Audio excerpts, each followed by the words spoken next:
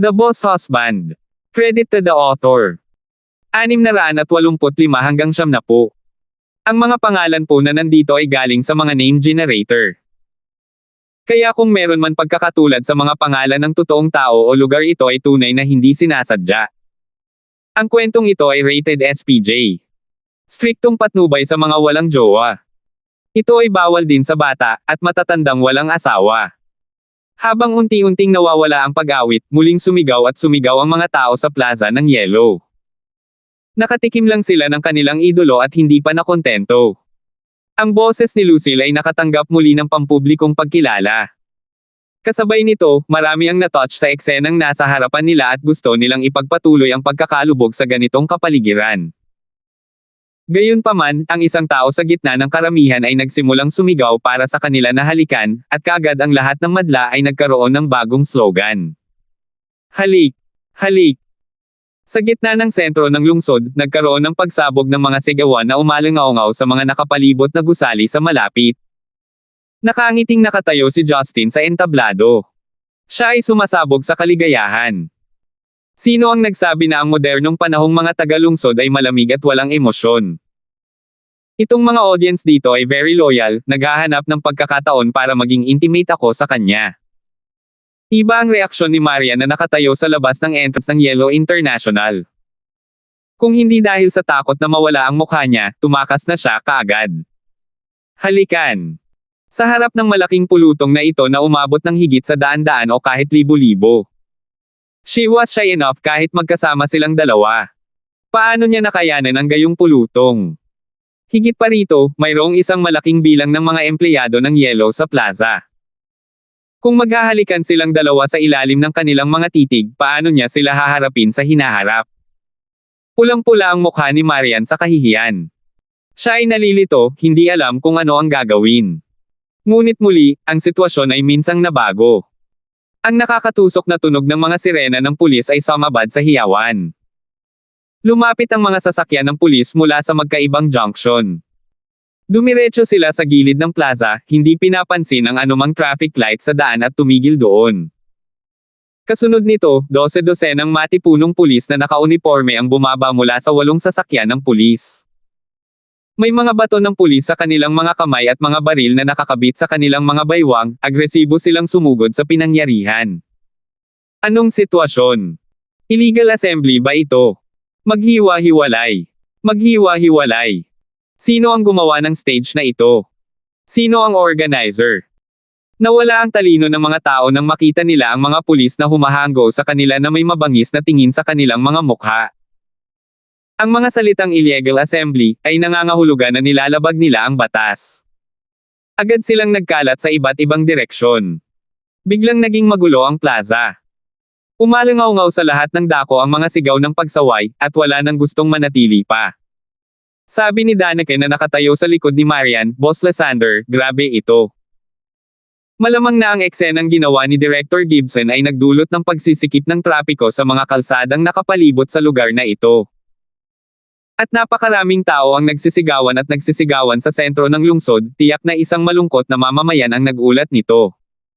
Si Marian ay wala na ring mahiyain sa kanyang mukha. Naramdaman niya ang isang bahid ng napakasayang kaligayahan sa orihinal na aktibidad sa paggunita sa anibersaryo ng kasal ni Justin, ngunit sino ang mag-aasam na ito ay magiging isang legal na pagpupulong ng napakabilis. Maging ang mga pulis ay kailangang tumugon sa liwanag ng mga reklamo ng mga sibilyan. Sa katunayan, ang lalaking iyon ay hindi titigil sa pag-aalala sa kanya. Marian, kung magpapatuloy ang mga bagay na ito, tiyak na malalaman ng mga tao na si Yelo ang dahilan sa likod nito. Kung hindi natin ito hahawakan ng maayos, higit na mababawasan nito ang imahe ng ating negosyo at masisira ang lipunan. Kailangan nating supilan ang sitwasyon at supilan ito ng mabilis, nag-aalalang sabi ni Talia. Tinanggo ni Marian ang kanyang ulo. Kapag dumating na si Justin, hahayaan namin siyang magpaliwanag nito ng mag-isa. Ang kailangan lang nating gawin ay makipag-usap ng maayos sa media. Naniniwala ako na hindi gagawing masyadong mahirap ng pulisya ang mga bagay para sa atin. Sa tingin ko hindi siya gagawa ng anumang paliwanag, sabi ni Melinda na may mapait na ngiti. Nakatakas na siya. Itinuro ni Melinda ang entablado. Tumingin si Marian sa direksyon at halos himatayan sa galit.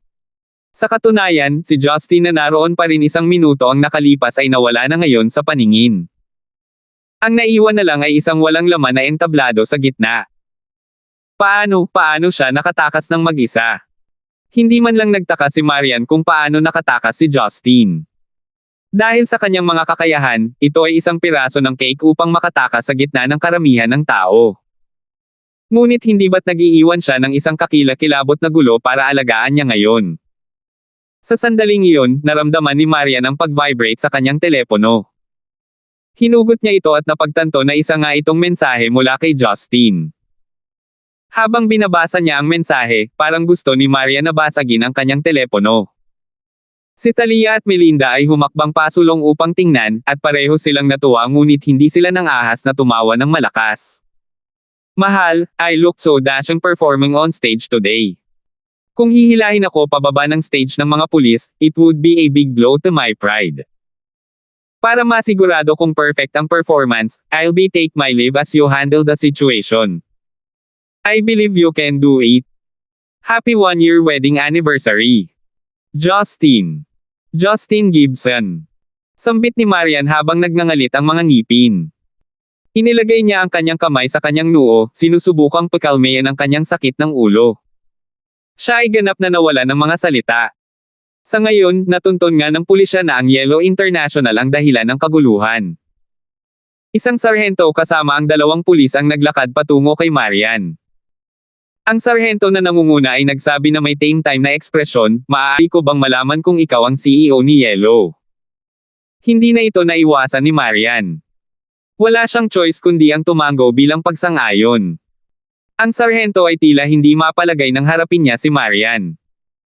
Ngunit ginampanan pa rin niya ang kanyang tungkulin at sinabi, nakatanggap kami ng mga ulat mula sa maraming mga mamamayan na nagrereklamo na mayroong isang ilegal na pagpupulong dito na nagdudulot ng kaguluhan. Dahil nagkataon din ito nakasabay ng peak period pagkatapos ng trabaho, at ito ang sentro ng lungsod, ang pagpupulong ay nagdulot ng malubhang pagkagambala sa trapiko at sa buhay ng iba pang mga mamamayan.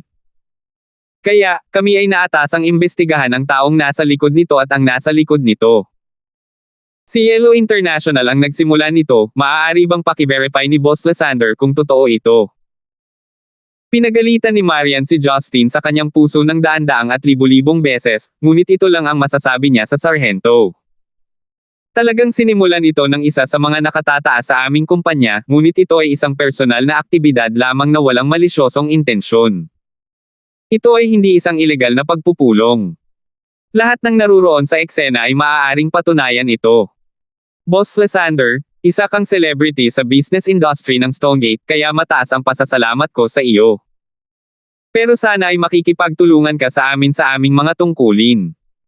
Kailangan naming imbestigahan ng maigi ang bagay na ito para mabigyan ng paliwanag ang mga mamamayan.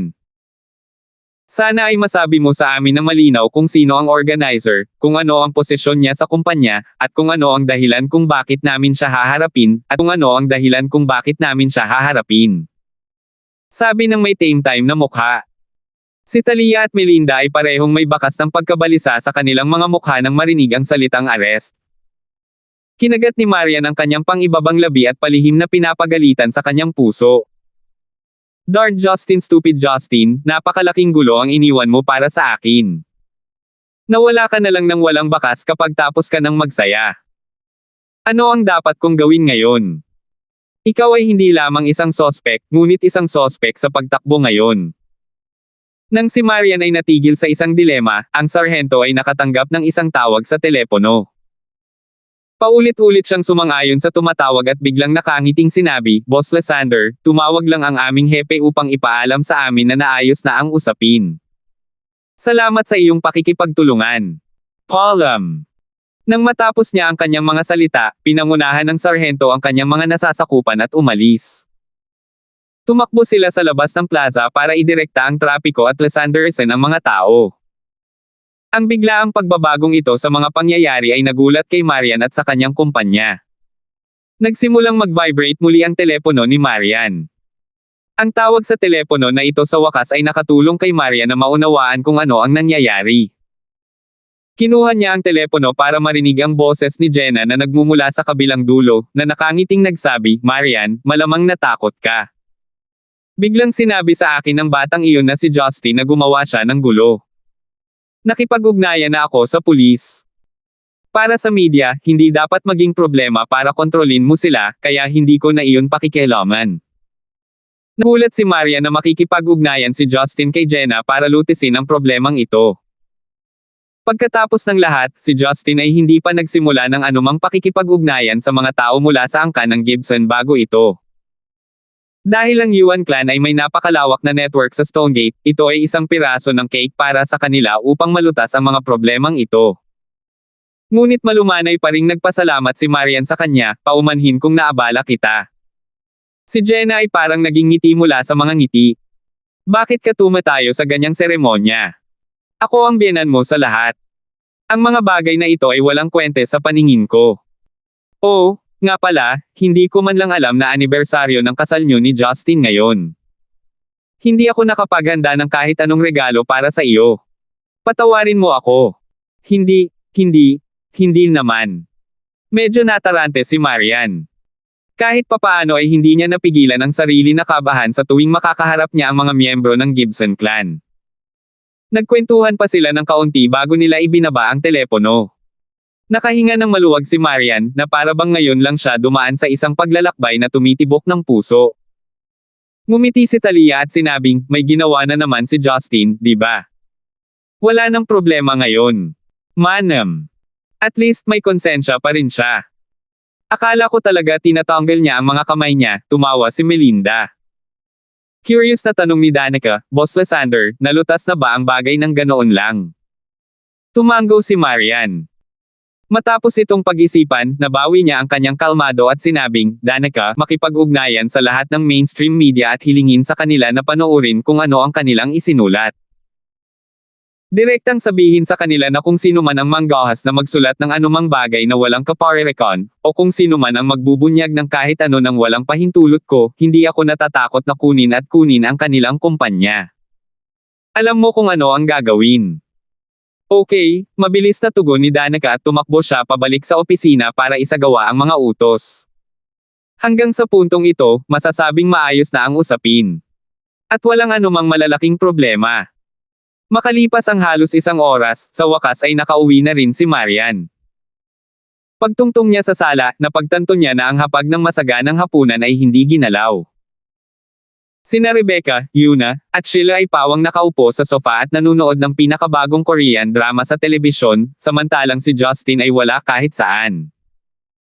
Nang makitang pumasok si Marian sa bahay, masayang tumayo si Rebecca at sinabing, "Marian, nakabalik ka na sa wakas. Sinabi ni Justin na baka malate ka ng kaunti, kaya hinintay ka namin." Napagtanto ni Marian na ang walang hiyang lalaki ay talagang nakarating sa bahay bago pa siya nakauwi. Muling bumangon ng galit na pinipigilan niya at tinanong niya, "Nay, nasaan siya?" Napansin ni Rebecca na mukhang hindi masyadong masaya si Marian. Nagtataka siyang nagtanong, "Itong bata, may mali ba? Mukhang malungkot ka. Sinabi ni Justin na anibersaryo ng kasal mo ngayon. Pero bakit parang nagagalit ka?" Pilit na ngumiti si Marian. "Hindi. Baka pagod lang ako. Medyo masaya ako noong una, pero pinahirapan na naman ako ng mahal mong anak pagkatapos niya akong pasayahin." Naisip niya.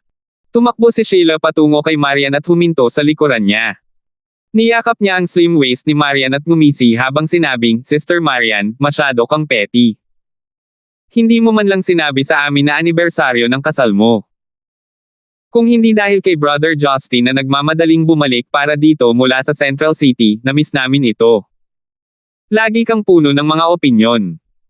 Hinaplos ni Marian ang ulo ni Sheila nang may pagsamba, itinikom ang kanyang mga labi at nakangiti. Anibersaryo ng kasal. Sinong mag-aakalang muntik na kaming maghiwalay ngayong hapon? Tandang pananong. Isip niya. Sa sandaling ito, si Justin na tila kakaligo lang ng malamig na tubig ay dahan-daang bumaba sa hagdanan. Basa pa ang buhok niya. Nang makita niyang nakarating na si Marian sa bahay, ngumiti siya at sinabing, "Mahal, tapat ako, di ba? Hinintay pa kitang umuwi para maghapunan." Loyal. Gustong ihagis ni Marian ang kanyang bag sa kanya at basagin ang kanyang mukha. Paanong ang lalaking ito ay napakakapal ng balat? Inilibot niya ang kanyang mga mata sa kanya, na isang aksyon na sinadya upang ihatid ang mensahe. Dapat ikaw mismo ang nakakaalam nito. Tandang pananong. Pagkatapos ay pinigilan niya ang kanyang inis sa kanya at umupo sa mesa kasama si Rebecca at ang iba pa. Dahil espesyal na binigyan ni Justin si Yuna ng order noon pa man, ito ay isang napakagandang hapunan. Ngunit habang kumakain sila, ang kanilang paksa ay pangunahin sa kasal nina Justin at Marian. Nag-aalalang tanong ni Rebecca, 1 taon na kayong kasal, ngunit hindi pa kayo nagdaraos ng seremonya ng kasal. Ngayong naibunyag na ninyo sa publiko ang inyong relasyon, bakit hindi pumili ng petsa para gawin ang seremonya? Hindi mahalaga kung sa Stonegate man ito o sa Central City. Sa tingin ko, ayos lang ang alinmang lugar. Tama iyan, miss. Hindi mo maaaring patuloy na i-drag ito ng ganito, sang-ayon ni Yuna. Nang marinig ang mga salitang seremonya ng kasal, si Marian ay nagpakawala ng isang nahihiyang tingin ng hindi namamalayan. Ang totoo, bagamat sa pagtatapos ng kaganapan sa araw na iyon, si Justin ay muling nagpangagot sa kanyang mga ngipin sa galit, ngunit sa kaibuturan ng kanyang puso, siya ay nagulat at naantig pa rin sa kelob na ito. Higit pa rito, naging publiko na ang kanilang relasyon. Mula sa susunod na araw, parami ng parami ang makakaalam ng kanilang relasyon. Ang pagdaraos ng seremonya ng kasal ngayon ay tila hindi masamang ideya sa kanya. Hindi pa oras para dyan, biglang nagsalita si Justin. Ang kanyang mga salita ay nagpabalik sa isipan ni Marian. Napatingin siya sa lalaking katabi niya na may pagtataka. Ngumunguya si Justin sa kanyang drumstick habang nakangiting sinabi, huwag kang mag-overthink. Gusto kong magdaos ng seremonya ng kasal, ngunit hindi pa kumpleto ang ilan sa mga paghahanda bago ang araw na iyon. Marami pa ring mga bagay na dapat ayusin. Hindi pa huli para hawakan ito kapag masangkop na ang oras. 1 taon na rin ang lumipas. Hindi na ito gaanong nagdudulot ng kaunting pagbabago sa pagdrag. Si Marian ay medyo nadismaya sa kanyang puso, kahit na hindi niya ito ipinakita sa kanyang mukha. Medyo nakaramdam din ito ng galit sa sarili. Sa tingin mo ba gusto ko ito? Huwag na lang natin. Ngunit tila nababasa ni Justin ang kanyang iniisip. Nakangiting tanong niya habang nakataas ang kilay, Babe Marian, you seems very disappointed. Hindi ka na ba makapaghintay? Sok. Kung ganon dapat sabihin mo ng malakas. At most, I can change my plans. Let's have it immediately. Sino ang nadismaya? Namumula ang mga tainga ni Marian. Tinitigan niya si Justin na may dilat na mga mata at galit na sinabi, huwag kang maglalabas ng kalokohan. Hindi ako mapakali kung gagawin mo ito o hindi. Puno ang schedule ng trabaho ko para sa susunod na 1 hanggang 2 taon. Magagawa mo ang sa tingin mo ay angkop. Habang pinapanood ang pag-uusap ng dalawa, nagpalitan ng tingin sina Rebecca at Yuna, at pagkatapos ay parehong umiling, ngumiti ng mapait. Hindi na nakipagtalo pa sa kanya si Justin. Natapos niyang kainin ang drumstick sa kanyang kamay, kumuha ng isa pa, at saka huminto sandali. Pagkatapos ay bigla niyang sinabi kay Rebecca, Nay, iniisip kong pumunta ulit sa Central City mamaya. Napatigil ang lahat ng nasa mesa sa kanilang ginagawa nang marinig ang kanyang sinabi. Tumingin sila kay Justin na may pagtataka sa mga mukha. Si Marian ay isang matalinong babae. Agad siyang may naisip at walang sabing ibinaba ang ulo. Sa kabilang banda, nagtanong si Rebecca, Anak, may kailangan ka bang tumira ulit doon? Hindi ba kababalik mo lang 2 araw na ang nakakaraan? Umiling si Justin, hindi ako pupunta kaagad. Marami pa ring dapat gawin dito sa Stonegate.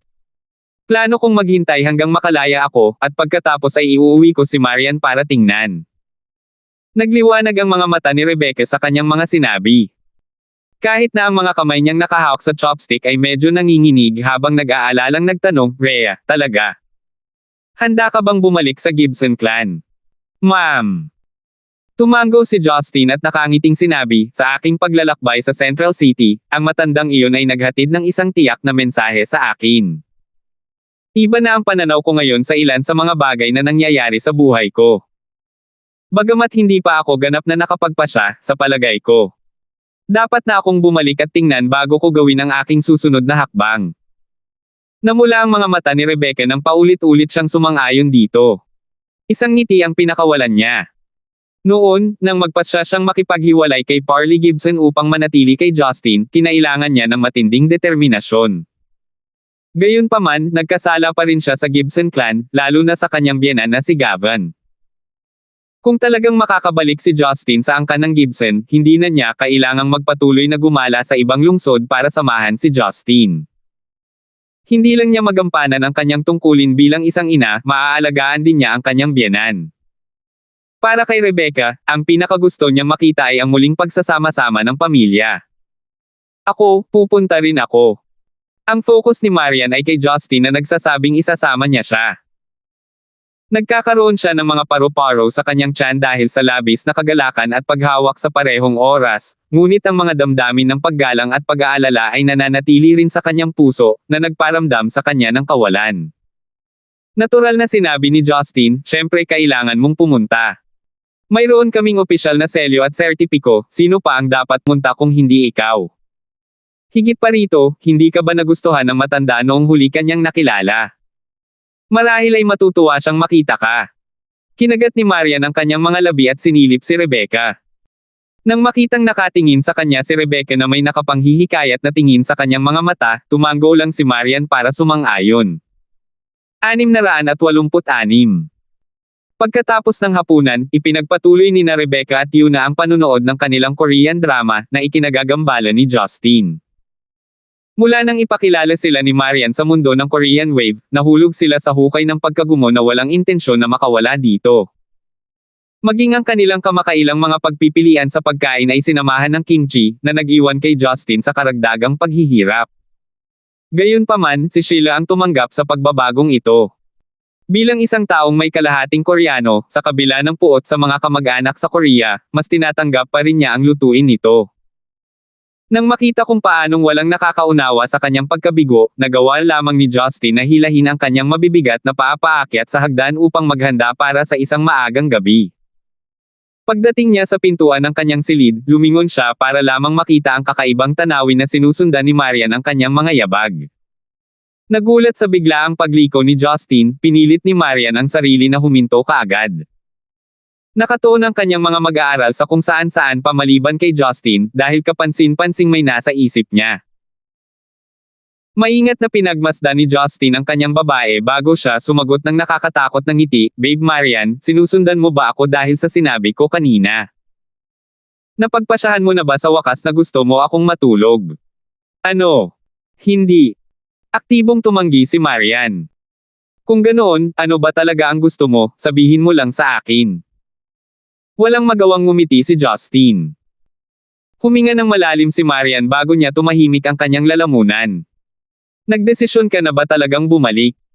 Bumalik ka." Saglit na nag-isip si Justin bago sinabing, "Oh, ang ibig mong sabihin ay bumalik sa Gibson clan." "Oo, meron. Akala ko nilinaw ko ito kanina sa hapunan." Hindi ko sinasadya iyon ng literal." Napabuntong hininga si Marian. "Ang ibig kong sabihin ay kung nagpasya kang bumalik sa pamilya."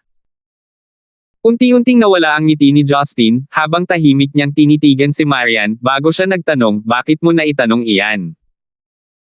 Inilihis ni Marian ang kanyang atensyon habang bumubulong, "Dati ayaw mong isangkot ang iyong sarili sa anumang bagay na may kaugnayan sa angkan ng Gibson. Ngunit ang ginawa mo ngayon, nagkusa kang makipag-ugnayan sa lalaking iyon, ibig sabihin, nagpapasimula ka ng reconciliation, tama ba ako? Wala akong maisip na ibang dahilan kung bakit gagawin iyon ng sinuman. Mukhang hindi ka masyadong mahilig sa posibilidad na ito. Hindi mo ba gustong maging co-heir ng isang dominanteng clan? Hindi ako kailanman nag-isip ng ganoong posibilidad. Wala akong interes na makakuha ng anuman mula sa angkan ng Gibson," mataimtim na pagbibigay diin ni Marian. "Relax, wala pang matibay na conclusion. Lahat ito ay mga plano lang. Hindi ito binili ni Marian. Kilala kita, hindi ikaw ang uri na magbabago ang isip mo para sa kahit sino. Nag-aalala lang ako na ang batang iyon na sina Lester at General Gibson ay magkakaroon ng hindi magandang tugon sa iyong pagbabalik.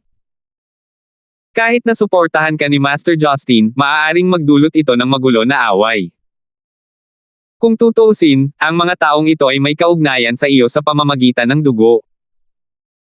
Ano ang mangyayari sa iyong ina kapag siya ay nahuli sa gitna ng lahat ng ito? Siya ay hahantong sa matinding pagkabalisa. Isang magiliw na ngiti ang ibinigay ni Justin. Paano mo malalaman na hindi ako bukas sa pagbabago? Lagi kong isinasaalang-alang ang iyong mga iniisip.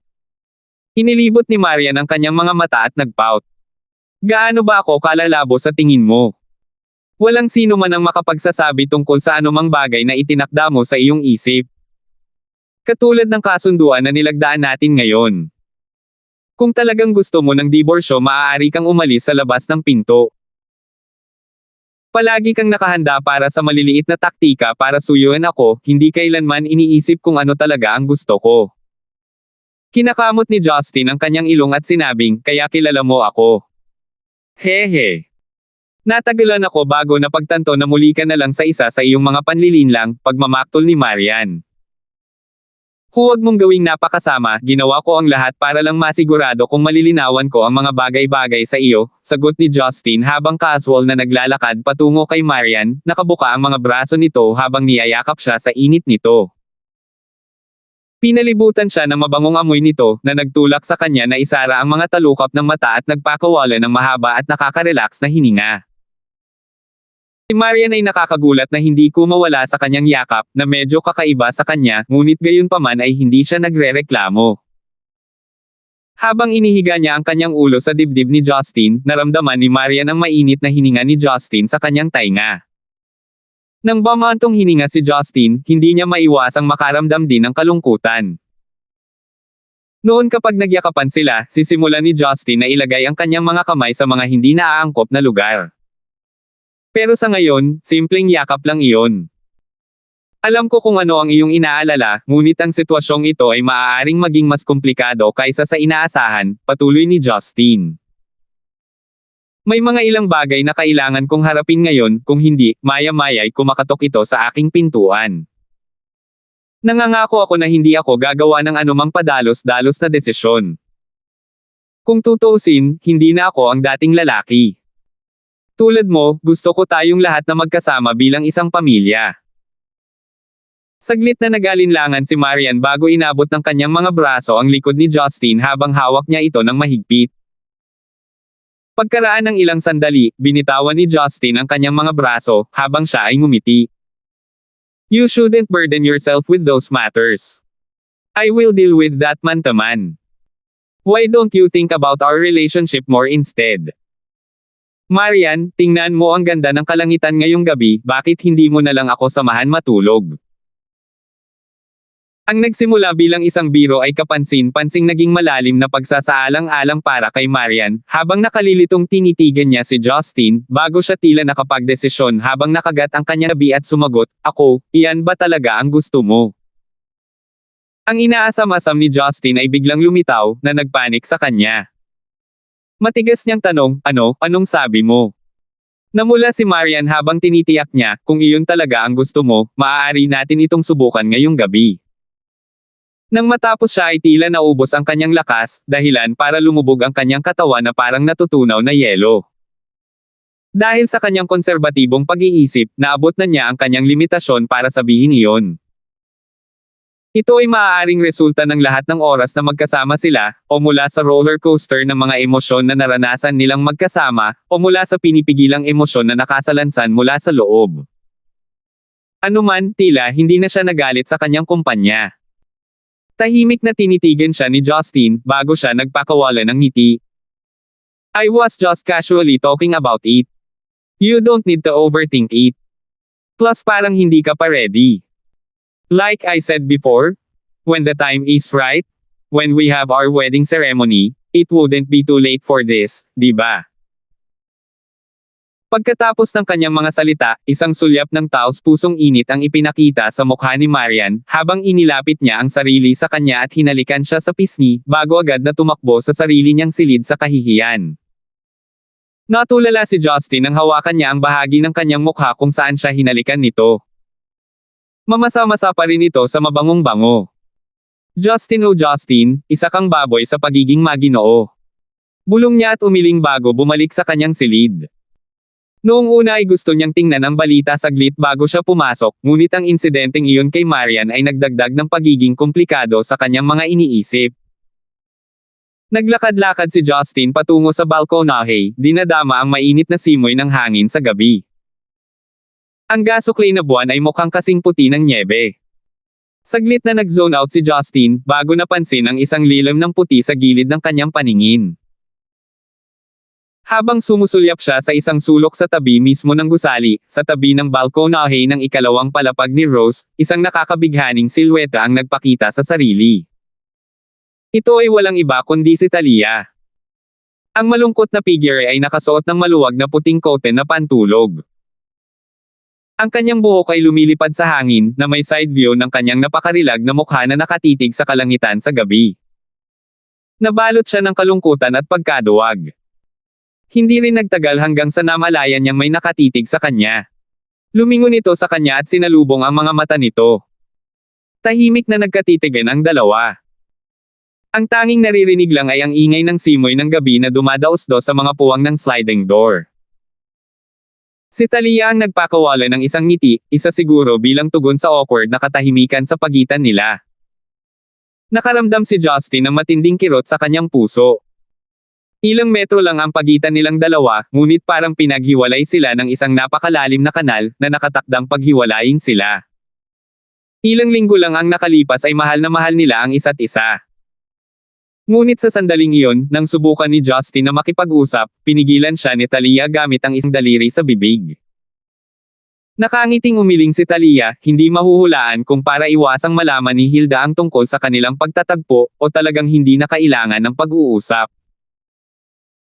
Pagkatapos ay itinuro niya ang kanyang daliri patungo sa crescent moon, habang siya ay tumalikod at ipinagpatuloy ang kanyang pagmamasid sa bituin. Mataimtim na tinitigan siya ni Justin ng ilang saglit, bago siya ngumiti ng masama sa sarili.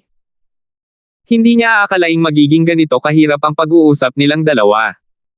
Sa huli ay itinaas niya ang kanyang ulo habang tahimik silang pinagsasaluhan din ang tanawin ng kalangitan sa gabi, kasama ang babae. 687. Sa patio ni Gibson sa Central City, bagamat kalagitnaan pa lamang ng Mayo, nakakagulat na maganda ang panahon. Matapos kumalat ang ambon sa umaga, ang mga berdeng halaman ay mukhang kasing halaga, na ginagawang kaaya-aya ang patio sa paningin ng isa habang nagdaragdag ng mahinang halimuyak sa hangin. Si Gavin ay nasa kanyang karaniwang damit, isang manipis na t-shirt na may malambot na cotton pants. Matapos magdilig ng ilang wisteria na nakuha niya, naglakad siya sa gilid ng mesang bato na nakasuot ng telang sapatos. Itinaas niya ang isang tasa ng red ginseng tea at humigop. Sa pagtingin sa mga halaman na nasa looban, ang matanda ay nagpakawala ng isang ngiti ng kasiyahan.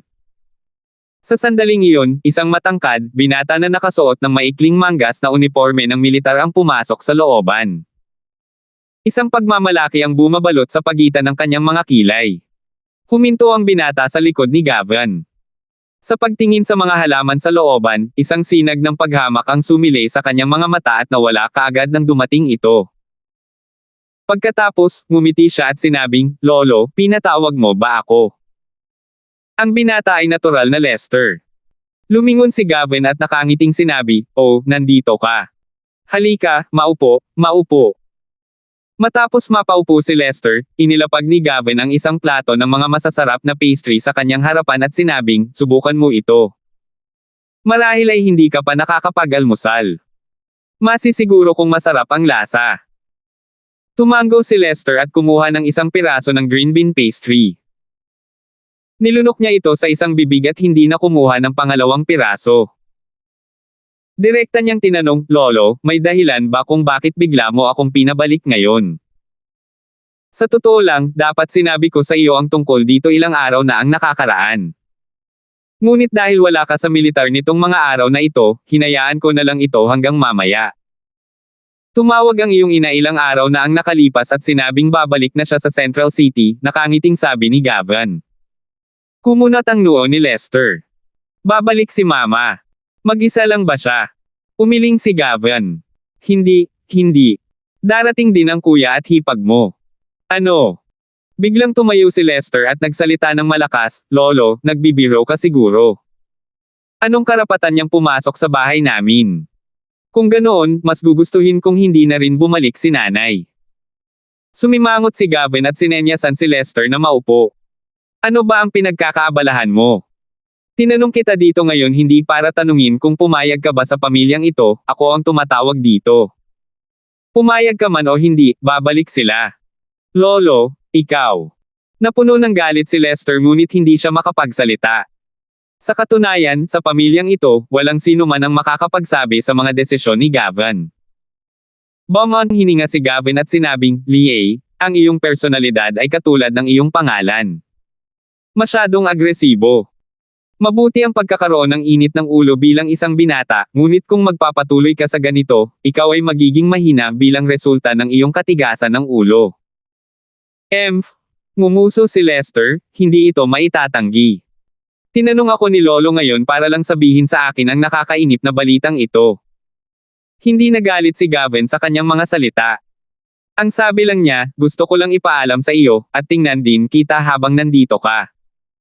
Bihira na bumalik ang tatay mo na nasa militar ng Jarlingnan. Ngayong pareho ka nang naglilingkod sa militar, bihira na rin kitang makita. Pareho kayong napaka-opinionated na mga tao. Matanda lang ako, at wala na talaga akong mapipilit sa inyong dalawa. Eventually, your lives will depend. Gayunpaman, umaasa ako na habang nabubuhay pa ako, ang lahat ng aking mga apo ay maaaring magkaroon ng mas magandang buhay. Ang mga ekspresyon ni Lester ay nagbago at nagbago ng ilang beses bago niya sinabing, Lolo, kung wala ang taong iyon, magiging perpekto ang buhay ko. Itinaas ni Gavin ang kanyang ulo at sinulyapan si Lester bago siya umiling ng may ngiti.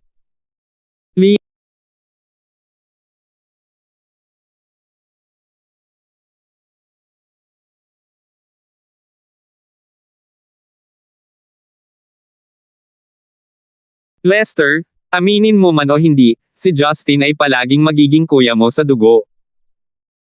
Ikaw ay lumaki sa loob ng Gibson clan mula pa nung bata ka. Kahit na ang Dawis JC mula sa Kunlun Sect bilang iyong Panginoon. Kung ikukumpara kay Justin, ang iyong buhay ay talagang naging maayos at masagana. Ibang-iba si Justin sa iyo. Ang katotohanan na muli siyang muling lumitaw sa ating paningin ay isang pagpapala mula sa langit. Bagamat hindi ako naniniwala sa supernatural, naniniwala ako na may tinatawag na kapalaran sa pagitan ng mga tao. Lahat ito ay tadhana. Lolo, kung puro kalokohan lang ang sasabihin mo, aalis na ako, sabi ni Lester na hindi nasisiyahan. Ibinuka ni Gavin ang kanyang bibig, ngunit isang hitsura ng kawalan ng kakayahan ang sumilay sa kanyang mga mata. Bumantong hininga siya, never mind, never mind. Hindi ka pa rin makikinig sa anumang sasabihin ko. Pinili mo ang sarili mong ruta. Kung gusto mong magpatuloy, pagkatapos ay pumunta ka na lang. Bahagyang yumuko si Lester at tumalikod bago naglakad palayo. Pagkaraan ng ilang hakbang, huminto siya at sinabing, Lolo, alam ko kung ano ang nasa isip mo. Inaamin ko, ang taong iyon ay mas makapangyarihan kaysa sa akin. Pinaplano mo siyang gamitin upang muling ibalik ang kaluwalhatian sa angkan ng Gibson. Ngunit hayaan mo akong linawin ito ngayon. Hindi ko ibibigay ang anumang bagay na nararapat na pag-aari ko ng ganoon kadali. Balang araw ay mapagtanto mo na ang iyong desisyon ay walang katiyakan kung sino ang magwawagi. Babalik ako, hindi na ako babalik para makita ang alinman sa kanila. Nang matapos ang kanyang mga salita, si Lester ay lumabas ng courtyard. Pinaikit ni Gavin ang kanyang mga mata. Mula sa kislap ng kanyang mga mata, mahirap sabihin kung ano ang tumatakbo sa kanyang isipan.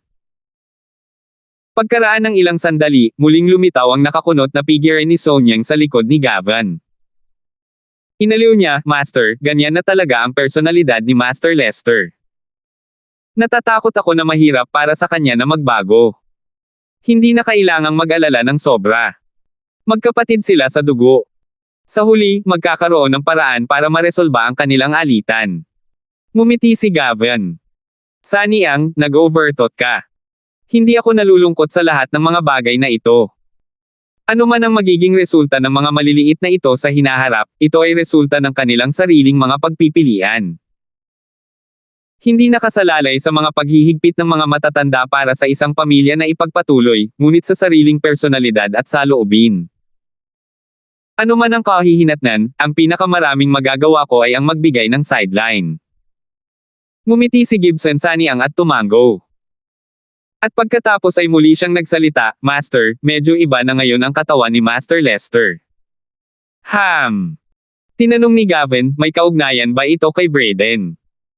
Sinabi ni Sonyang, sa palagay ko, iyon nga ang nangyari. Hindi ako sigurado kung paano niya ito ginawa, ngunit ang pagtatanim ni Master Lester ay sinira ni Master Justin kamakailan lamang. Ngunit ngayon ang kanyang paglilinang ay umunlad sa halip na lumala. Mas mataas na ito ngayon ng isang antas kumpara sa dati, halos tumuntong sa kaharian ng Golden Core. Dagdag pa rito, kamangha-mangha, ang lakas ng katawan ni Master Lester ay hindi ganap na kalaban ngayon, kung ang katawan ni Master Lester ay mukhang ganap na kalaban. Si Justin ngayon ay hindi kapani-paniwala. Kamakailan, si Master Lester ay medyo malapit kay Brayden. Kung may kakaiba man, dapat ay dahil sa angkan yan. Narinig ko na bukod sa underground experiment lab na ibinigay ng militar, si Brayden ay mayroon pa ring sariling mga pribadong laboratorio ng eksperimento. Ngunit kahit ang lipi ng Lee ay walang mahanap na anumang mabunga. Sa palagay ko ay may nagbubunga ng hindi kapani-paniwalang kapangyarihan na susuportahan ang Brayden. Kung hindi, ang Brayden ay tumalikod sa panganib. Mundo. Bahagyang ngumiti si Gavin. Sinabi ko na ito mula pa ng maaga, ang taong iyon mula sa angkan ng yan ay isang figure na mananalo sa lahat o matatalo sa lahat. Hindi ito nakakagulat. Sa totoo lang, ang apat na nangingibabaw na angkan ay bahagyang nalalaman ang mga kamakailang aksyon ni Brayden. Ngunit ang angkan ng yan ay nagbubunga ng malaking kapangyarihan ngayon. Si Brayden mismo ay isang respetadong figure sa komunidad ng siyensya. Napakarami niyang ginagawa ng palihim, ngunit bihira siyang mag-iwan ng anumang ebidensya o bakas. Wala pa siyang tunay na banta sa bansa. Sa halip, ang lahat ng opisyal ng militar ay nagbibigay ng suporta sa militar. Siya. Kaya naman wala pang nang-ahas na makipag-ugnayan sa kanya nang walang ingat kung sakaling ibigay nila ang kanilang mga hinala. Ngunit sa aking palagay, si Brayden ay isang misteryosong tao na may mga nakatagong sikreto.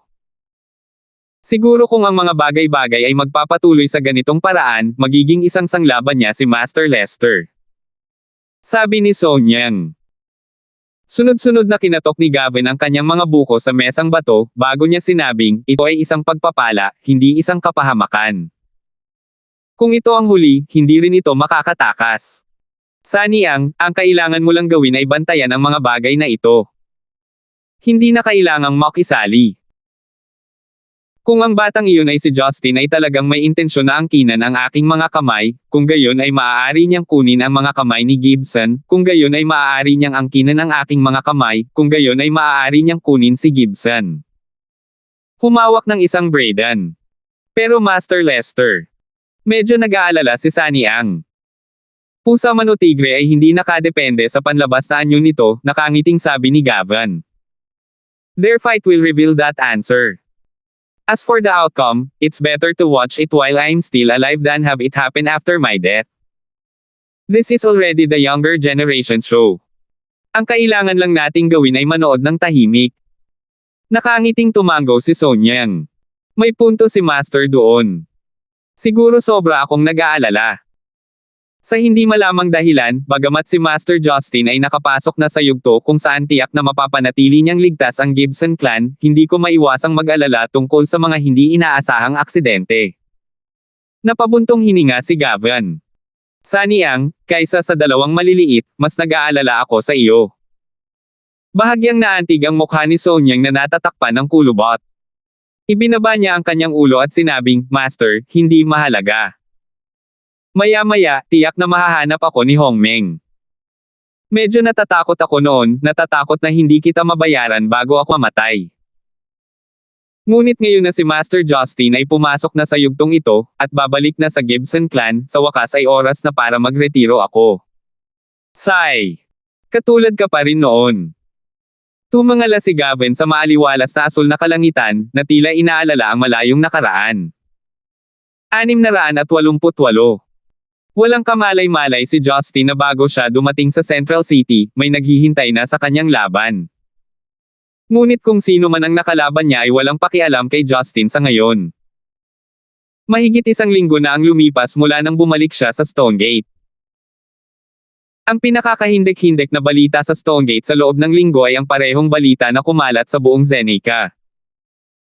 Ito ay tungkol kay Lucille Lysander na naging popular sa buong bansa at maging sa ilang mga internasyonal na pamilihan. Halos lahat ng shopping mall o restaurant ay nagpapatugtog ng mga kanta ni Lucille Lysander.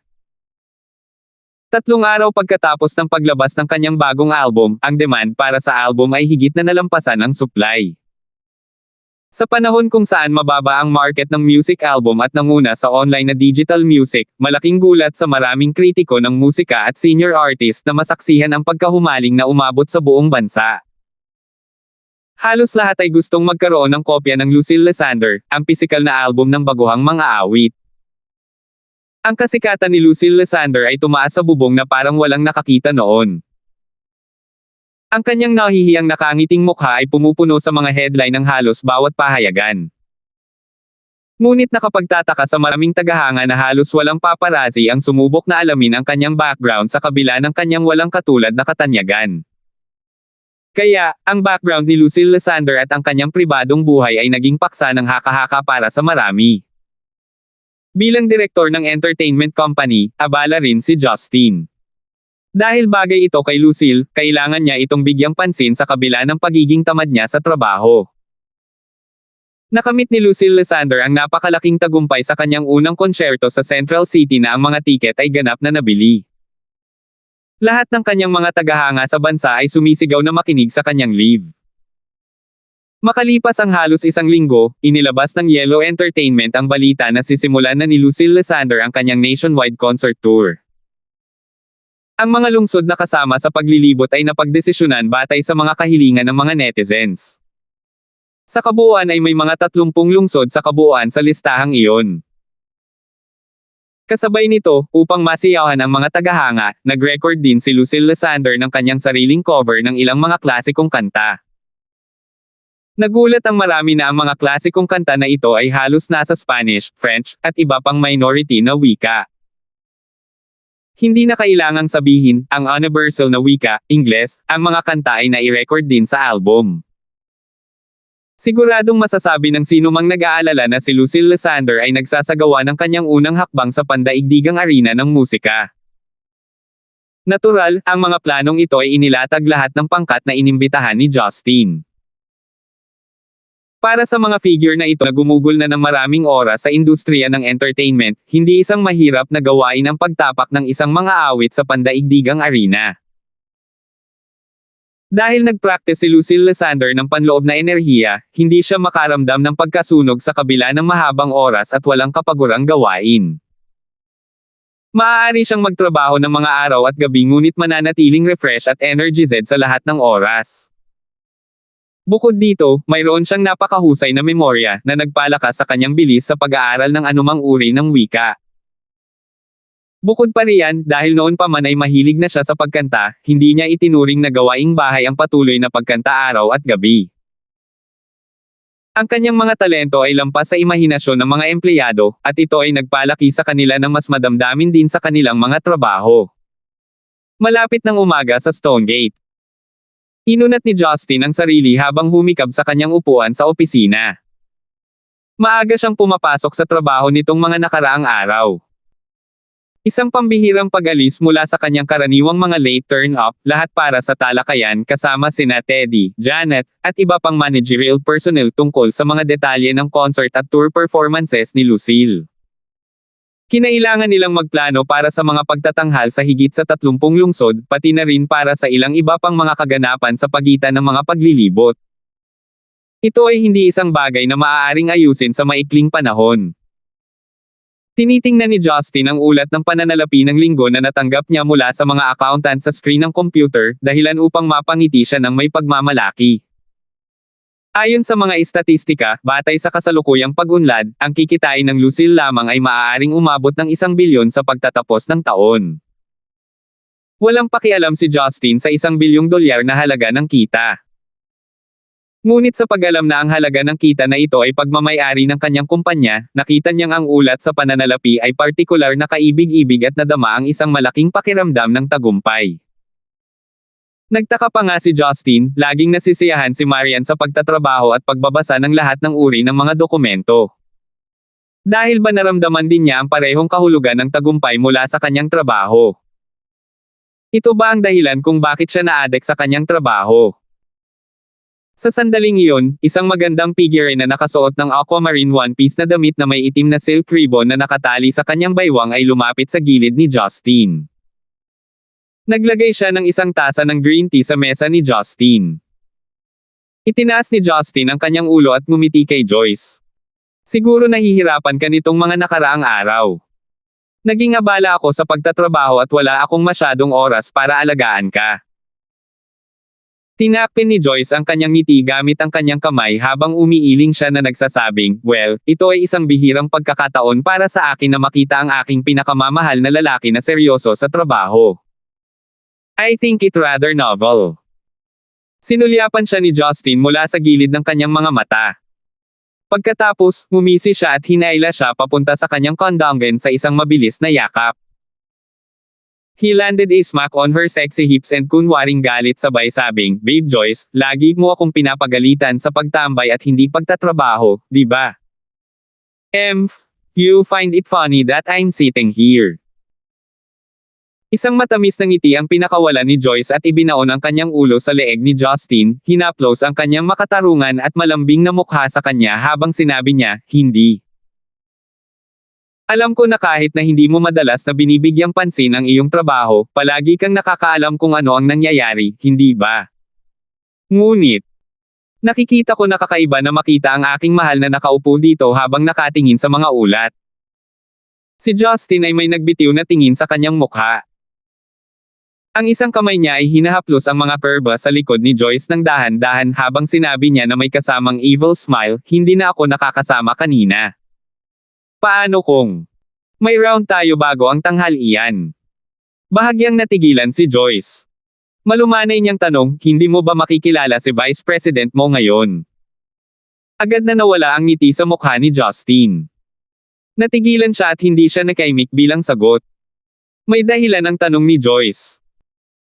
Sa nakalipas na linggo, si Justin ay bumibisita sa opisina ni Talia upang makipagkita sa kanya halos araw-araw tuwing tanghali at pagkatapos ng trabaho. Sa ilang kadahilanan, naramdaman ni Justin na sinasadya siya ni Talia. Pagkaraan ng matagal na pagtitig sa buwan noong isang gabi, ini-dial ni Justin ang numero ni Talia kinabukasan na gustong pag-usapan kung paano hikayatin si Hilda. Gayunpaman, hiniling ni Talia na pag-usapan ang bagay na iyon sa ibang pagkakataon, at sinabing abala siya sa trabaho. Dahil sa pag-aalala, bumisita si Justin sa opisina ni Talia para anyayahan siyang mananghalian at pag-usapan ito. Gayunpaman, nang pumasok siya sa kanyang opisina, sinabi ni Talia na aalis na siya para sa isang pulong. Walang pagpipilian si Justin kundi bisitahin siya muli sa susunod na araw. Sa huli, sa kabila ng kanyang patuloy na pagbisita sa mga nakaraang araw, si Talia ay palaging abala sa trabaho, o wala sa kanyang opisina, o kakaalis lang para sa isang talakayan sa negosyo. Ni minsan ay hindi siya nakahanap ng oras para paupuin siya at kausapin ng maayos. At kahit ibukan niya ang bibig niya para magsalita ay agad niyang iniiba ang topic sa ibang bagay at saka lumabas ng kwarto. Naguluhan si Justin sa biglang pagbabago ng ugali ni Talia. Masasabi niyang sadyang iniiwasan siya nito.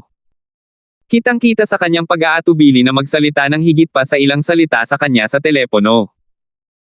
Kasabay nito, naisip din ni Justin na maaaring ito ay dahil nasaktan niya ang kanyang damdamin dahil sa hindi niya magawang lutisin ang bagay sa lahat ng ito. O baka nagkataon lang na medyo nalulungkot siya. Sa makatuwid, nagpumilit siya ng higit sa isang linggo at patuloy na banibisita si Talia. Ngunit hindi niya makita ang katapusan ng kanyang mga problema. Hobby, mabuti pang umalis ka na. Nagpout si Joyce at sinabing, ayos lang ako. Araw-araw kaming magkasama sa kumpanya. Pakiramdam ko, si Vice President Morris ay tiyak na nakakaramdam ng kakilakilabot sa kanyang puso at iyon ang dahilan kung bakit lagi kanyang iniiwasan. Kung hahayaan mo siyang makita ang iyong pagpupersege, naniniwala akong maaantig siya. Bumantong hininga si Justin, pakiramdam ko ay may tinatago siya sa akin. Ngunit wala akong puso na pilitin siyang sabihin sa akin ang anuman. Hindi niya ako handang harapin sa lahat ng ito. Nakaka-frustrate, nababalisa at walang magawa at the same time. Binigyan siya ng isang kiss ng isang smooch sa kanyang mukha at sinabi, kung hindi mo man lang malutas ang gayong maliit na bagay, sa palagay ko ay dapat ka na lang bumalik sa iyong buhay kasama ang iyong boss Lysander ng masunurin. Ito ay upang turuan ka ng isang leksyon tungkol sa pakikipagkita sa ibang mga babae. Maraming ganoong bagay sa hinaharap. O sa tingin mo ba kaming mga babae ay lahat ng unicellular na mga organismo na hindi mo nagagawang mag-utos sa iyo? Isang mapait na ngiti ang pinakawala ni Justin. I got it. You don't have to make it sound so bad, right? Medyo natakot ako sa pakikinig sa iyo. Tumayo si Justin at niyakap si Joyce. Huminga siya ng malalim, itinaas ang tasa ng green tea at inubos ito sa isang bibig bago niya sinabing, aalis na ako. Tawagan mo ako kung may apurahang bagay. Kailangan kong hanapin si Talia at linawin ang mga bagay-bagay ngayon. Kung magkakaroon ako ng pagkakataon, malamang na magtatagal ito. Sinabi ni Joyce sa medyo nag-aalalang tono, huwag kang masyadong mabalisa. Sa tingin ko ay labis na malulungkot si Vice President mo kung pipilitin mo siyang gawin ang anumang bagay. Malamang ay napaka-vulnerable niya ngayon. Palagi kang demonyo, sabi ni Justin habang kinurot ang ilong ni Joyce bago siya ngumiti at lumabas ng opisina. Ang ngiti sa mukha ni Joyce ay unti-unting nawala pagkaalis ni Justin. Napasubsob siya sa upuan ng pagod, naramdaman ang natitirang init mula kay Justin. Ang mga sulok ng kanyang bibig ay kumarba sa isang bahagyang mapait na ngiti. Nagsalubong ang kilay ni Joyce. Nagsimulang mag-ring ang phone niya.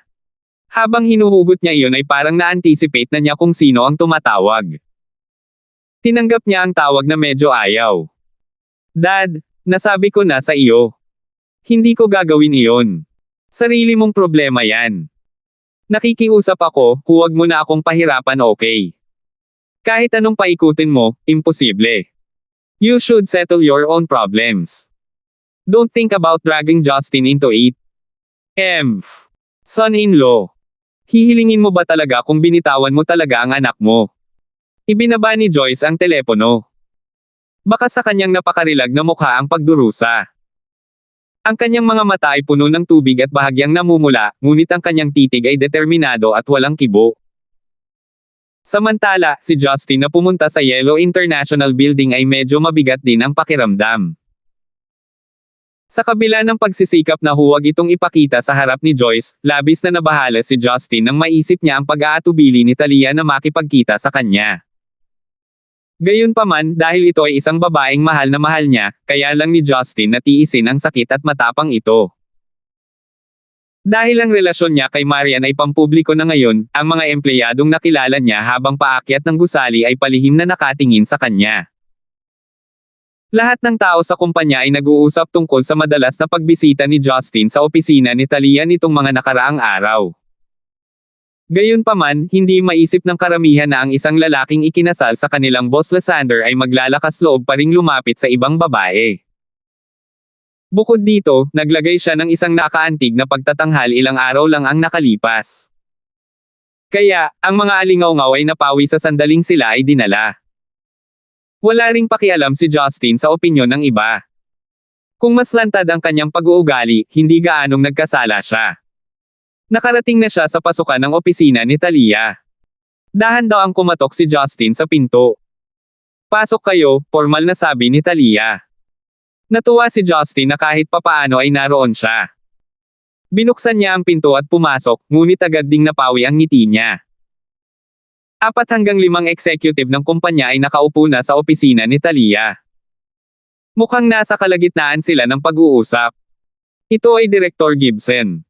Mangyaring umupo. Isang lalaking nakasot ang nagmamadaling inimbitahan si Justin na maupo.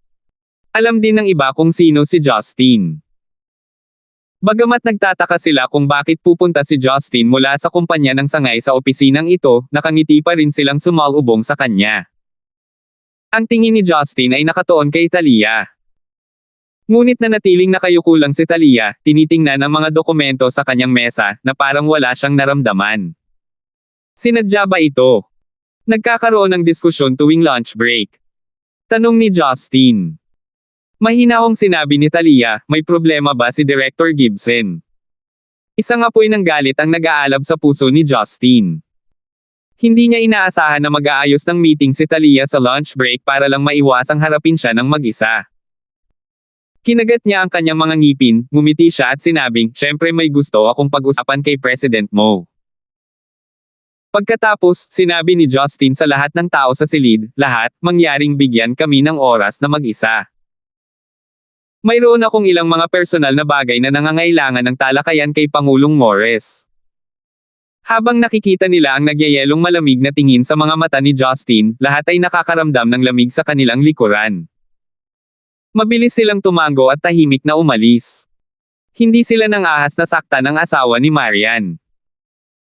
Higit pa rito, lohikal lamang ang paghihinuha na ang isang lalaking maaaring magpakasal kay Marian ay tiyak na may kakaibang background. Itinaas ni Talia ang kanyang ulo na may kawalang kasiyahan sa kanyang mga mata. Ano ang nagbibigay sa iyo ng karapatan na putulin ang ating pagpupulong? Sa kanan, galit na galit ako ngayon.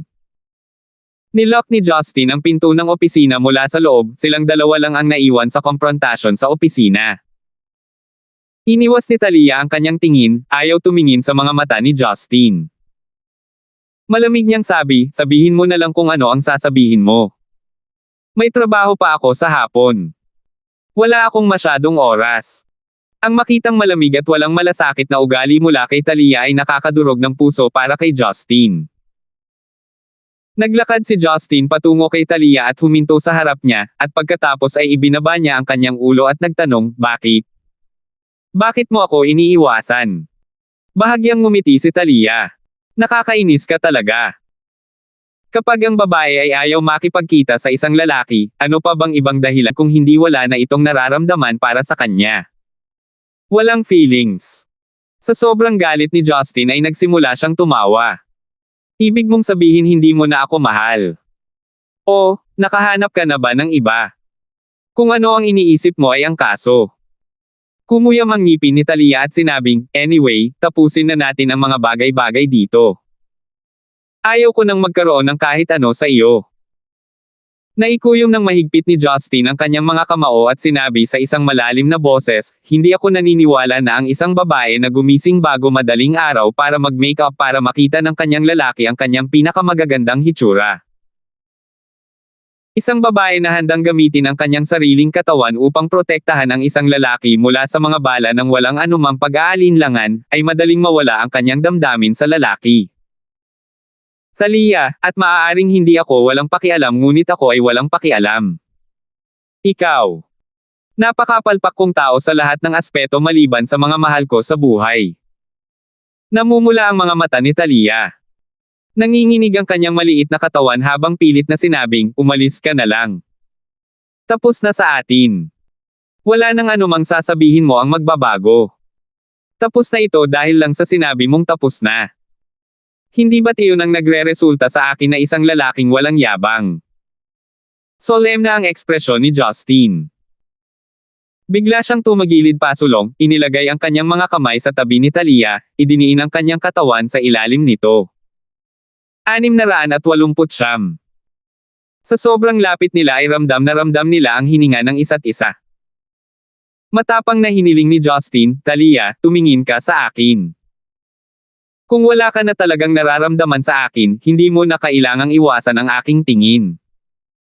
Kinagat ni Talia ang kanyang labi habang sinusubukan niyang tumalikod, ngunit hindi nagtagumpay. Sa huli ay umiling siya habang bumubulong, "Justin. I'm begging you. Let it go. I don't deserve you doing this for me. I'm just a nobody from the outskirts. Wala akong posisyon at wala akong anumang kapansin-pansing background.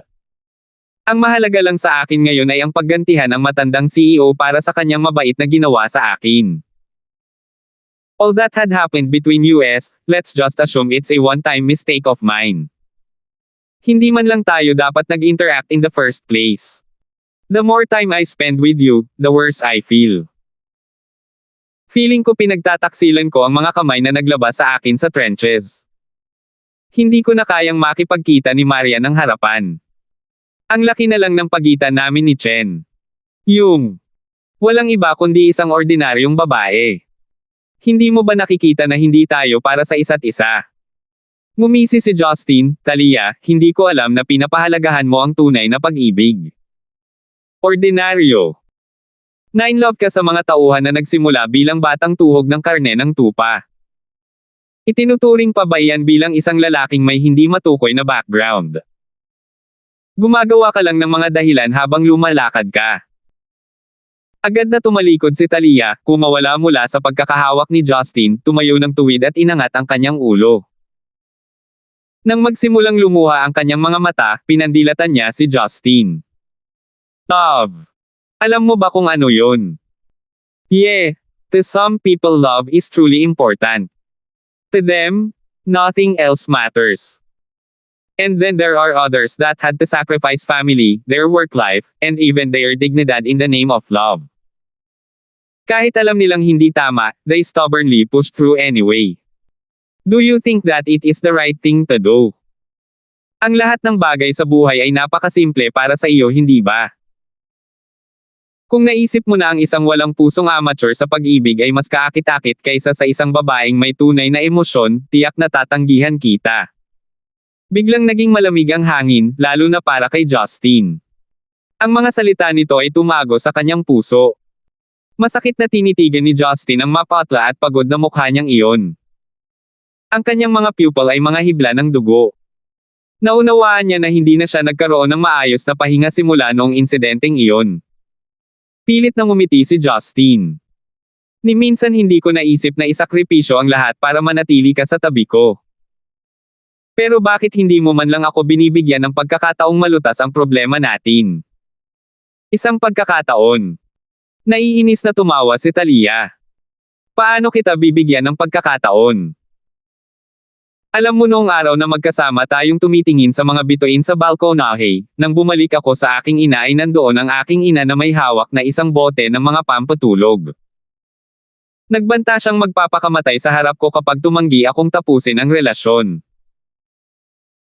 Ang mga ekspresyon ni Justin ay naging maasim, hindi makapaniwala na ang isang tila hindi nakakapinsalang pangyayari sa gabing iyon ay magdadala ng napakasamang kahihinatnan sa kanya. Ako ay nag-iisang pinalaki ng aking ina. At dahil sa akin, ginugol niya ang halos buong buhay niya sa isang maliit na nayon, mag-isa upang makayanan ang mga pagsubok. Pinulot pa siya ng lalaking iyon na si Francis Zhang.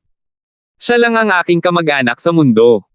Paano ko iiwan ang aking ina sa tinatawag mong pag-ibig? Umiiyak si Talia. Nakadikit si Justin sa kanyang kinatatayuan, hindi makasigaw ng isang salita. Medyo natagalan bago siya nag-ipon ng lakas ng loob habang tumugon, pwede mo akong tawaging cold-blooded, heartless, or whatever you like. But I will convince your mother.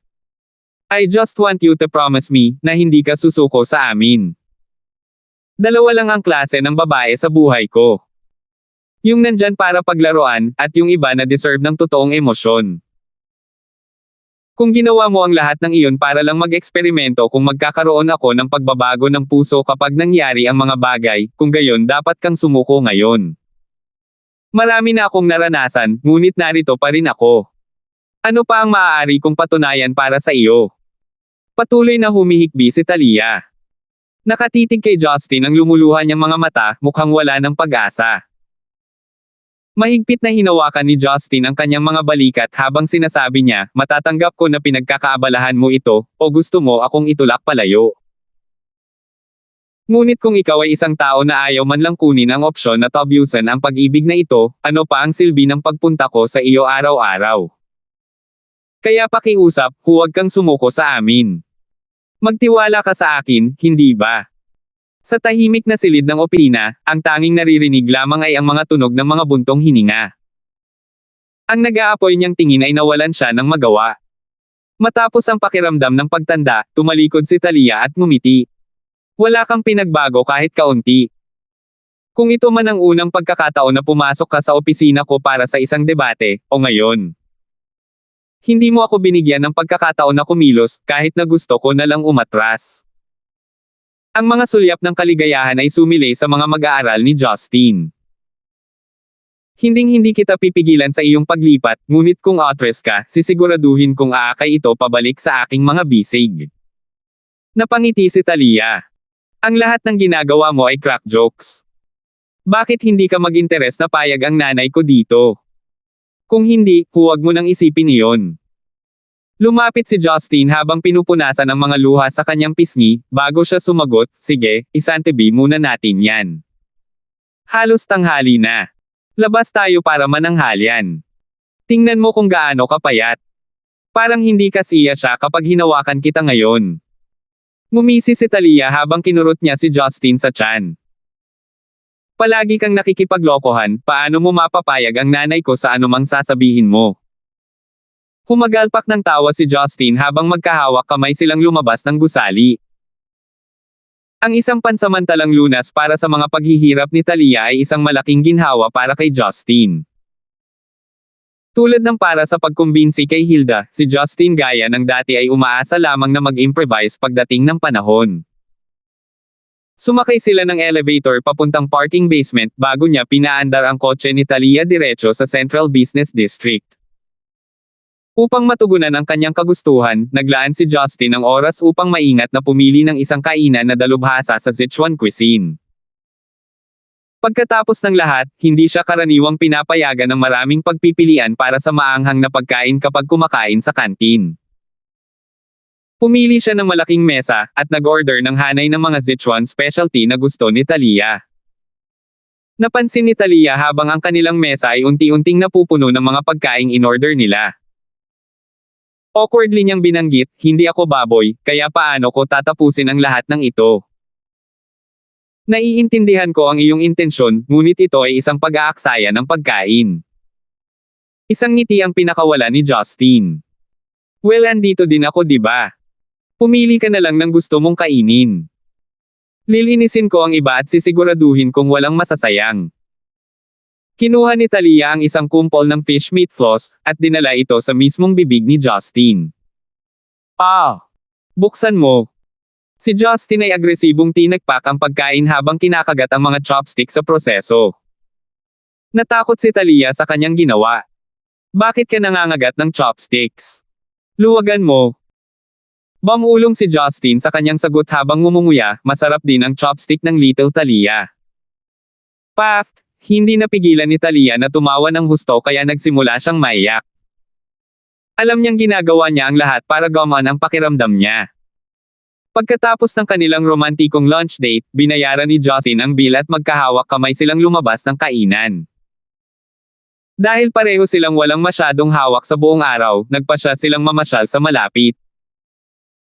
Matapos siyang tuluyang payagang ilabas ang mga salitang nakaipit sa kanyang puso sa lahat ng ito, halatang mas masigla siya.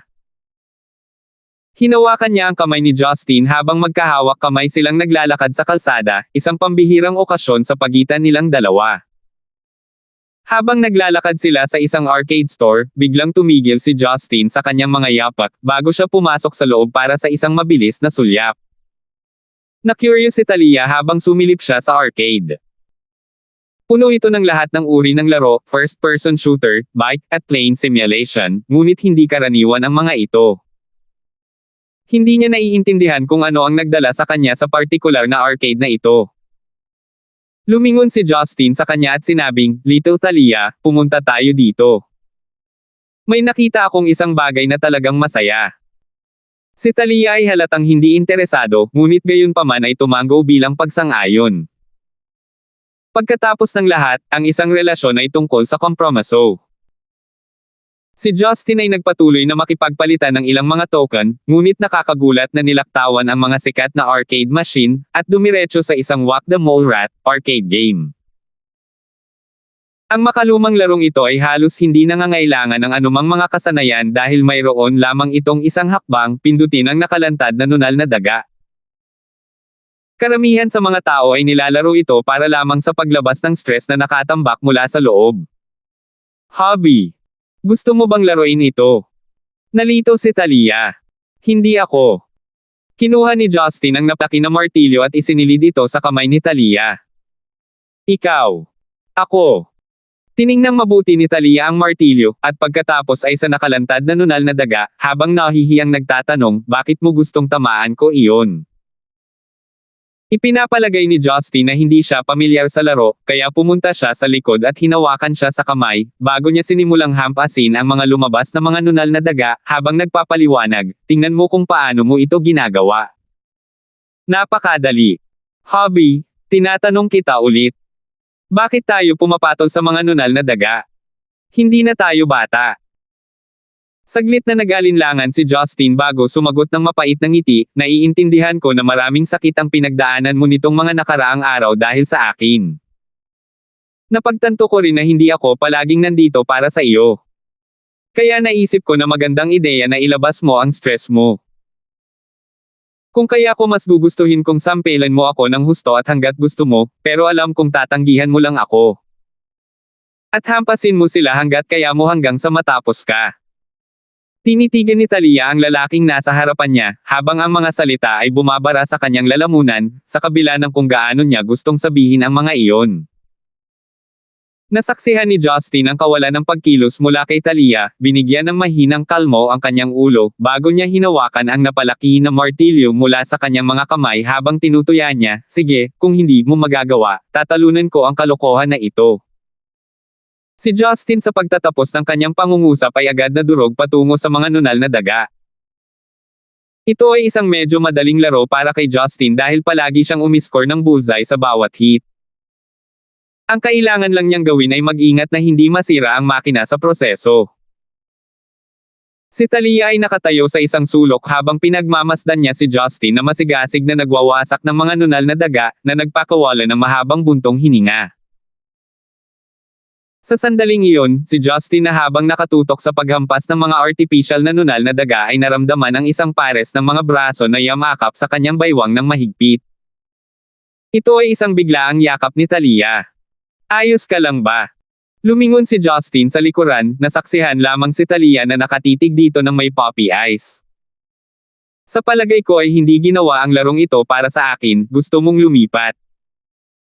Umiling si Talia habang nagsusumamo, stop hit it okay. I forgive that evil brat, I really do. Mas gamaan ang pakiramdam ko ngayon. Nasasaktan ako na makita kang patuloy na binubugbog ang lalaking mahal ko higit pa sa sarili ko. Napangiti si Justin. Talaga? Then give me a kiss, sabi niya sabay turo sa bibig niya. Dito. Si Talia ay may kaina-hinalang tumingin sa paligid. Ang arcade ay inaasahang mapupuno ng napakaraming tao. Mukhang galit ka pa rin sa akin, banggit ni Justin sa isang nakakadismaya na tono. Iginala ni Talia ang kanyang mga mata, bago siya nagbigay ng isang nahihiyang ngiti, na yumuko habang diretsyong humalik. Ang puting ingay mula sa likod ay agad na nawala sa backdrop habang ang mag-asawa ay nakikibahagi sa isang magiliw na halik. 670. Sinamahan ni Justin si Talia sa buong hapon sa pagtatangkang pasiglahin ang kanyang loob.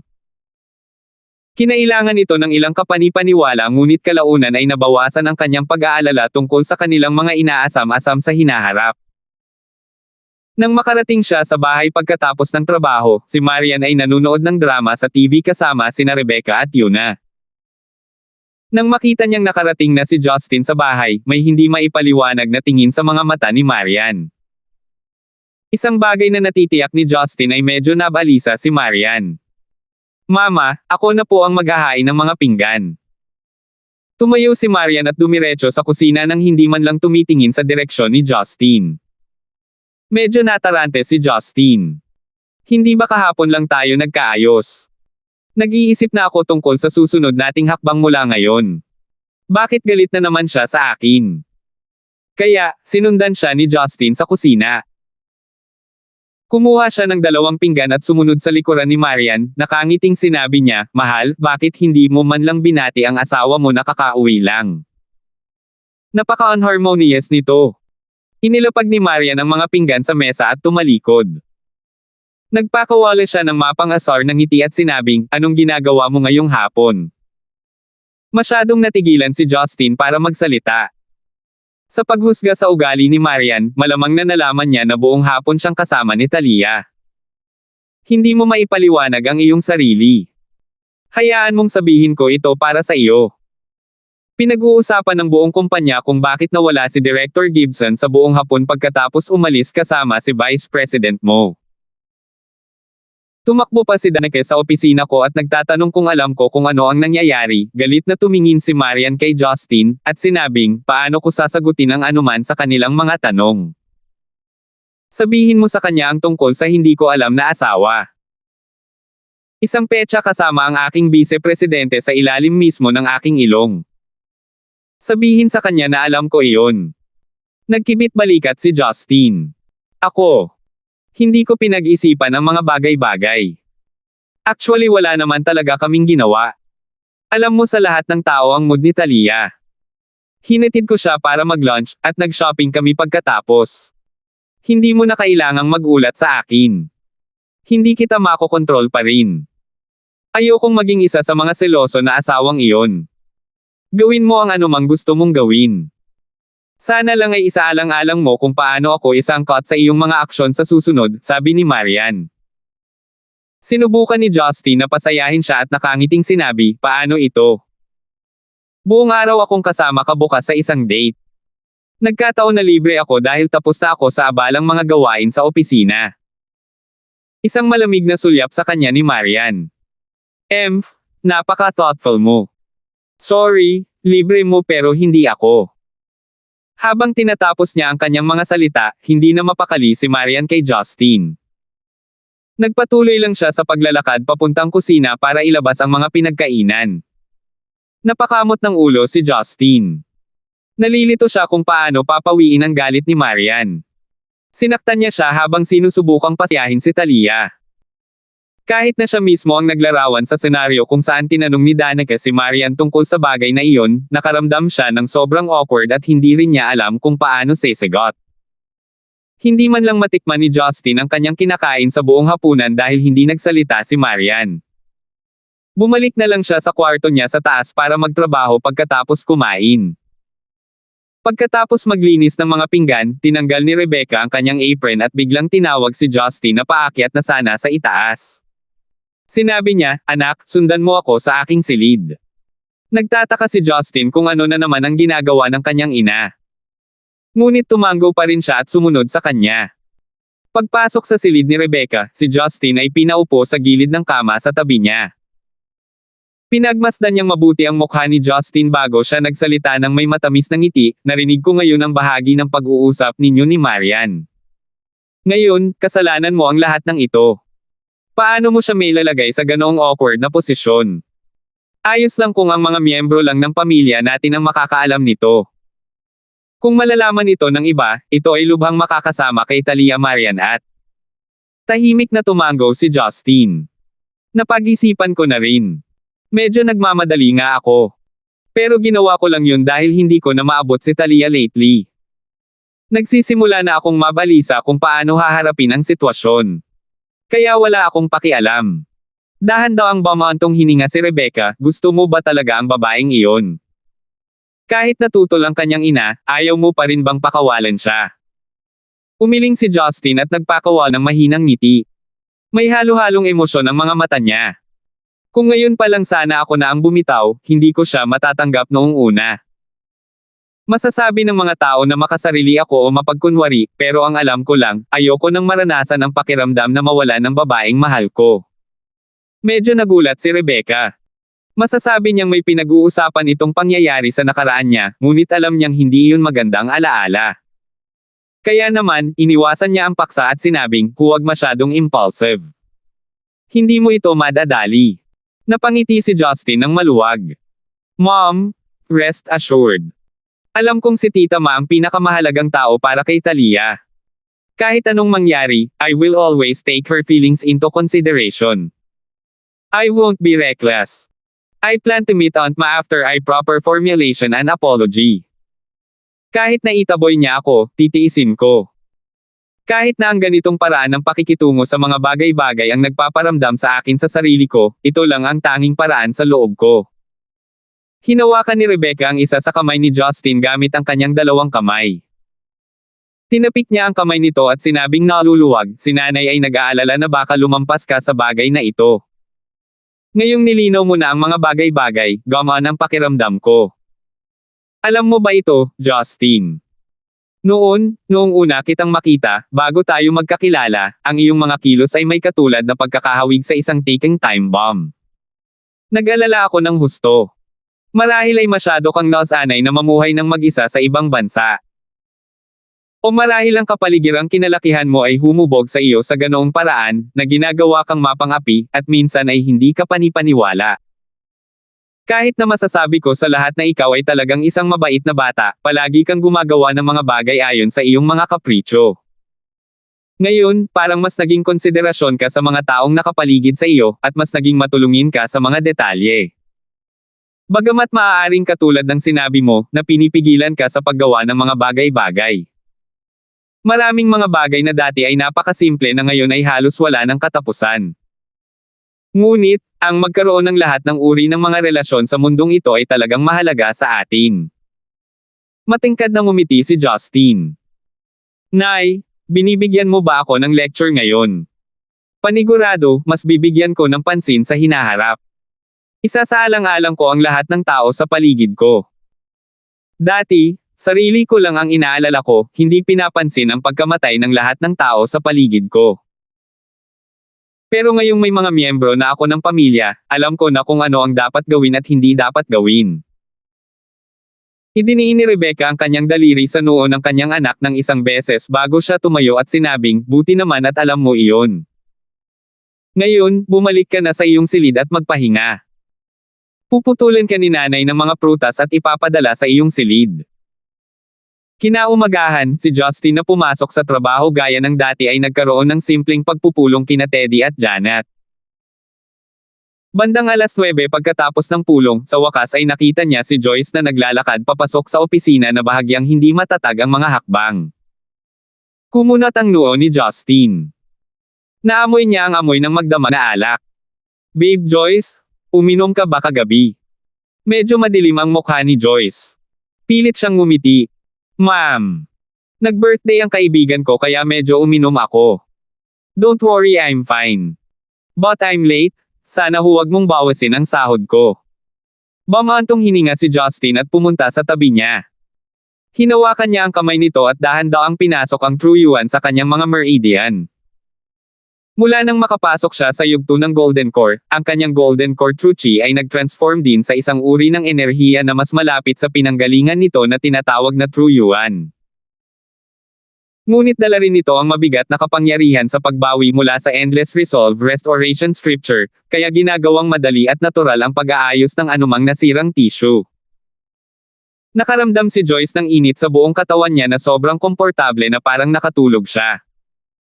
Sa isang kisap mata, nawala lahat ang kanyang pagod at kawalang sigla. Hindi ito ang unang pagkakataon niyang nasaksihan ang mahimalang kapangyarihan ni Justin. She said with an endearing smile, "Hubby, para ka lang Doraemon. You're omnipotent." Huwag mo akong ikumpara sa isang bagay na hindi naman tao, biro ni Justin. Tapos, sabi niya, kahit may gathering ka kasama ang mga kaibigan mo, huwag kang uminom ng sobra. Kapag nahuli kitang ginagawa ulit, sisiguraduhin kong sasampalin kita. At hindi kita tutulungang gumaling ng ganoon kaga. Iiwan na lang kita para maranasan ang miserableng pakiramdam. Nagpout si Joyce at maling sinabi, okay. Dahil naayos na ang mga bagay-bagay, binalak ni Justin na umalis sa kumpanya para makipagkita kay Hilda para pag-usapan ng maayos si Talia. Gayunpaman, ang kanyang subordinate na si Janet na kalalabas lang ng opisina ay nagmamadaling tumakbo pabalik. Na may pagtataka at pag-aalala sa kanyang mukha, sinabi ni Janet, masama ito, Director Gibson. May nangyari sa parent company. Parehong natigilan sina Justin at Joyce. Sumimangot si Justin at nagtanong, parent company. Ano ang problema kay Yellow? Gustong magpaliwanag ni Janet, ngunit tila hindi niya alam kung paano ito sasabihin sa mga salita. Sa huli, nagpakawala siya ng buntong hininga, at pagkatapos ay tumakbo sa mesa ni Justin. Binuksan niya ang computer, sinabi niya, Director Gibson, halika at tingnan mo. Ngayon ang buong kumpanya ay nagkagulo. Nagtataka sina Justin at Joyce patungo sa computer. Tiningnan nila ang mga nilalaman na ipinakita sa screen at si Justin ay nataranta, samantalang ang ekspresyon ni Joyce ay agad na nagbago. Nakatitig siya sa screen ng buong hindi makapaniwala. Ang mga nilalaman sa screen ay walang iba kundi ang iba't ibang mga file ng dokumento na inilagay sa isang online na server para sa pampublikong pag-access at pag-download. Paano ito mangyayari? Imposible. Bulong ni Joyce. Nalungkot si Janet sa kanyang mukha, Miss Joyce, nababaliw na ang buong kumpanya dahil dito. Paano nangyari ito? Si Justin ay ganap na walang kaalam-alam. Mabilis siyang nagtanong, Joyce, ano ang mga dokumentong ito? Anong binili at anong tender? Isang mabigat na buntong hininga ang pinakawalan ni Joyce at sinabing, ang mga dokumentong ito ay ang mga plano sa pagbili ng Yellow International, mga tender plan, mga plano sa negosasyon, at mga plano sa partial acquisition para sa susunod na 6 na buwan. At mayroon ding mga detalye ng aming mga pangunahing customer, disenyo ng produkto, at panloob na budget sa pananalapi ng Yellow bilang karagdagan sa mga plano sa paglalaan. Alam ko kung ano ang ibig nilang sabihin. Ngunit ano ang mali sa mga dokumentong ito? Tanong ni Justin na nagtataka. Mapait na sinabi ni Joyce, sa madaling salita, ang mga dokumentong ito ay pawang mga napaka-confidential na dokumento ng Yellow International. Kung ang alinman sa mga dokumentong ito ay napunta sa mga kamay ng aming mga kakompetensya, ito ay magiging isang malaking dagok sa aming kumpanya. Ngunit napakarami sa mga dokumentong ito ay magagamit na ngayon sa isang pampublikong online na platform.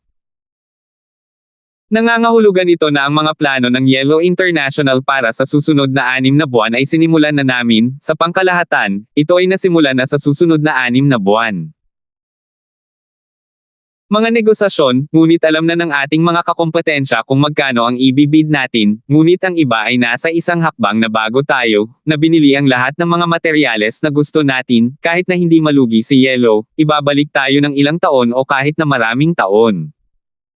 Paano napunta sa online ang gayong mahahalagang dokumento? Sa wakas ay naunawaan ni Justin ang sitwasyon, maaaring mga hacker. Imposible, umiling si Janet at nagpaliwanag, Director Gibson, baka hindi mo alam. Ngunit ang mga mahahalagang dokumentong ito ay karaniwang inilalagay sa anyo ng papel. Kung tutuusin, kung ito ay online, imposibleng mag-ingat laban sa mga kasanayan ng mga hacker sa kasalukuyan. Ang mga malalaking korporasyon na tulad natin ang kanilang target. Kaya naman ang mga dokumentong ito ay palaging inilalagay sa mga opisina ng mas matataas na posisyon ng mga tagapamahala ng kumpanya. Ligtas sa mga safe na binabantayan ng mga anti-theft alarm system. Pinaikit ni Justin ang kanyang mga mata at tila may naalala bigla. Tanong niya, alam ba natin ang pinagmulan kung saan nagmula ang mga dokumentong ito? Medyo awkward si Janet habang hinahatak niya ang mahabang mukha at bumulalas, ang nilalaman ng mga dokumentong ito ay halos tungkol sa mga negosasyon at mga tender, at ang ilan sa mga ito ay may kinalaman sa pagpaplano ng pamilihan. Ayon sa mga patakaran, lahat sila ay nakaimbak sa Departamento ng Relasyon sa Publiko. Sa madaling salita, sa opisina ni Department Head Melinda.